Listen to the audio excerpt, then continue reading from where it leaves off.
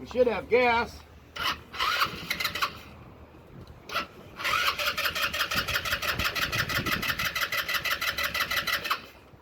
Starting fluid. Pause for a second. It does have a choke. I just do not see where it is.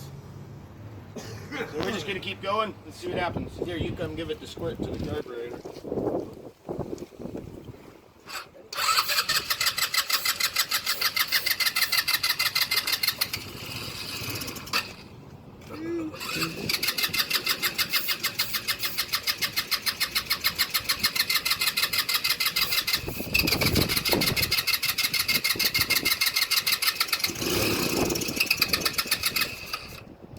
I saw the tire move.